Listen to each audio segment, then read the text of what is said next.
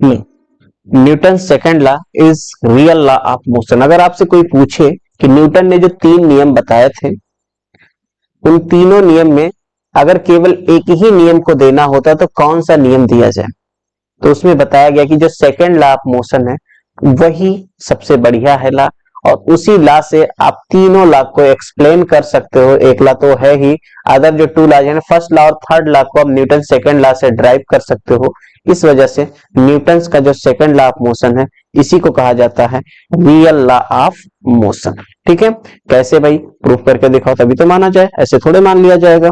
तो देखते हैं कि Newton second law of motion real law of motion बताता है या फिर नहीं बताता।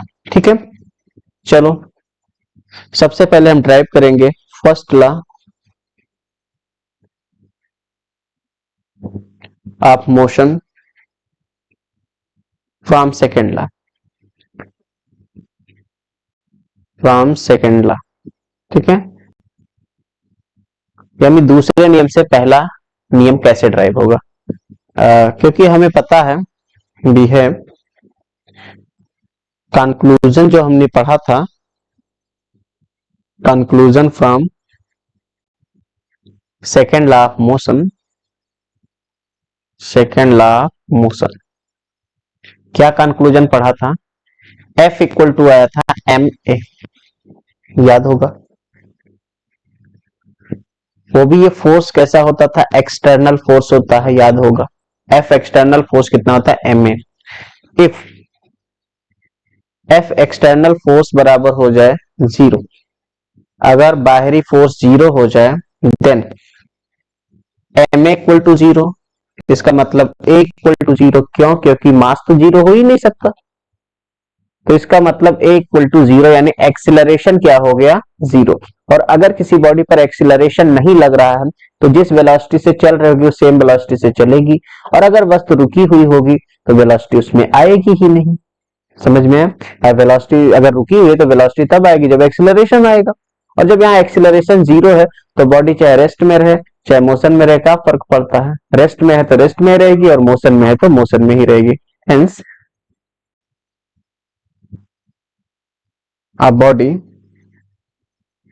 at rest will remain at rest, and a body in motion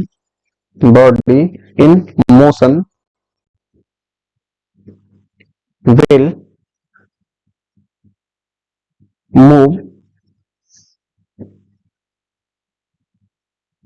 या सॉरी मूव नहीं लिखना है, motion will keep on moving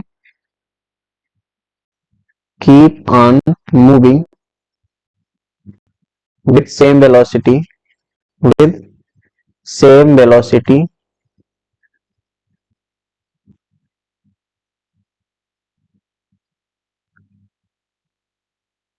unless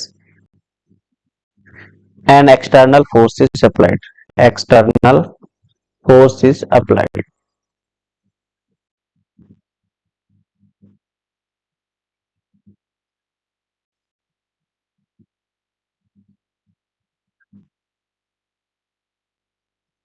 applied, और यही तो है फर्स्ट लॉ ऑफ मोशन। ठीक है, दिस इज फर्स्ट लॉ। तो ये फर्स्ट लॉ हो गया आपके पास, तो थर्ड लॉ से हमने फर्स्ट लॉ को ड्राइव कर दिया। ठीक है, समझ में आया, this is first law. Now अभी आपको क्या करना है, इसी लॉ से आपको फिर से ड्राइव करना है थर्ड लॉ को। तो थर्ड लॉ को भी ड्राइव करके देखते हैं कि होगा कि नहीं होगा भाई, देखते हैं। थर्ड लॉ को भी कर लेते हैं इसी से ड्राइव। तो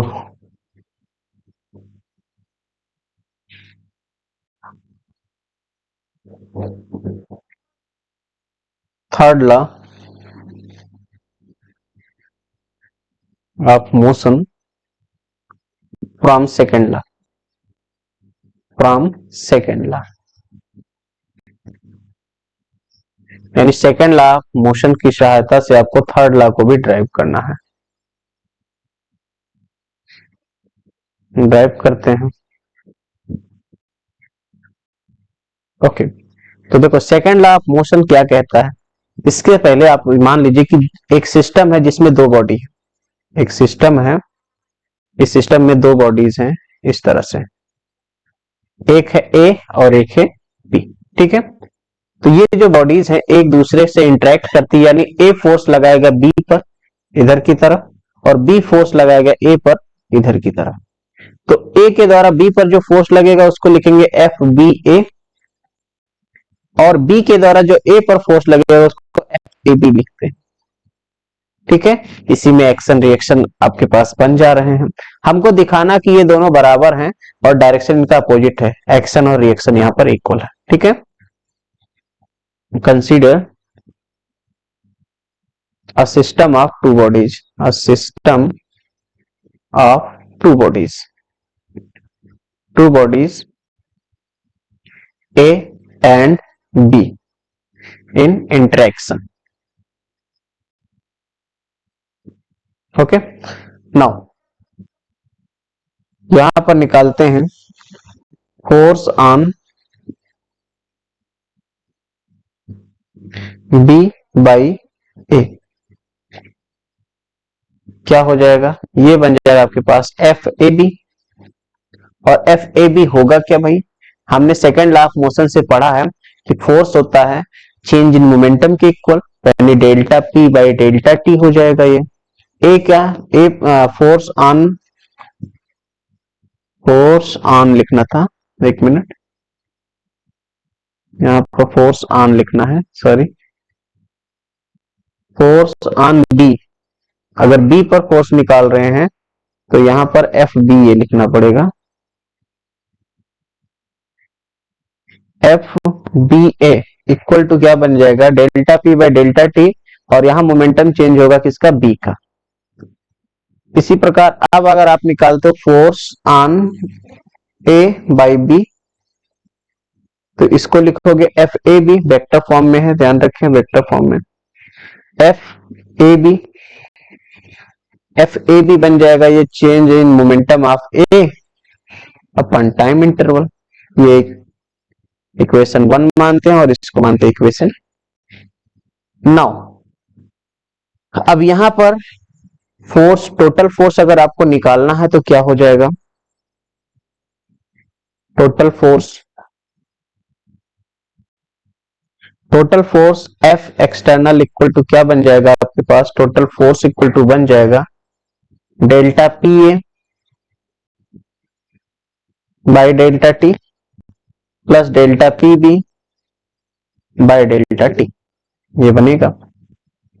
ओके, समझ में आया,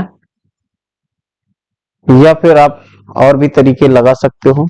यहां पर ये टोटल फोर्स आपके पास हो गया, टोटल फोर्स इधर एफ एक्सटर्नल जो फोर्स है इधर तो सम करना पड़ेगा दोनों का, इसका मतलब F A B plus F B A equal to हो गया इधर delta P A by delta T plus delta P B by delta T. Okay, कोई दिक्कत नहीं है, सब कुछ क्लियर है आपके पास, समझ में आ रहा होगा इतनी बात। नाउ अगर एक्सटर्नल फोर्स आपके पास जीरो हो जाए, ठीक है, एक्सटर्नल फोर्स क्या हो जाए, जीरो, यहां पर आप ऐसे कर सकते हो, जैसे इसको आप इक्वेशन 1 मानते हो और इसको इक्वेशन 2 मानते हो, तो क्या बन जाएगा, F A B plus F B A जो है आपके पास किसके बराबर बन रहा है, ये एफ एक्सटर्नल के बराबर बन रहा है। ठीक है, वैसे यहां देखो टोटल फोर्स का मतलब क्या हुआ, टोटल चेंज इन मोमेंटम, तो ए के मोमेंटम में परिवर्तन प्लस बी के मोमेंटम में परिवर्तन हो गया, चेंज हो गया। और यहाँ अब ये दोनों किसके बराबर, एफ ए बी और एफ ए बी के बराबर हो गया, नहीं F A B plus F B A बन गया ये। अब देखो इफ एक्सटर्नल फोर्स क्या हो जाए, जीरो, एक्सटर्नल फोर्स क्या हो जाए, जीरो, देन उस केस में क्या हो जाएगा, देखो ये एक तरह से देखें तो एक ही सिस्टम है ना, तो इसमें नेट फोर्स जीरो बनना ही पड़ेगा। क्योंकि ये हमेशा पेयर में एग्जिस्ट करेंगे। देन यहां पर क्या पता चल रहा है, F A B plus F B A equal to क्या हो जाएगा, 0, यानी कि यहां से F A B equal to minus of F B A बन गया, एक्शन इक्वल टू रिएक्शन बन गया। और यही है आपका तीसरा law of motion. This is third law of motion, third law of motion. तो हमने क्या देखा कि सेकंड लॉ से आप फर्स्ट लॉ को भी ड्राइव कर सकते हो और सेकंड लॉ से थर्ड लॉ भी ड्राइव कर सकते हो। इसका मतलब अलग अलग बताने की क्या जरूरत है।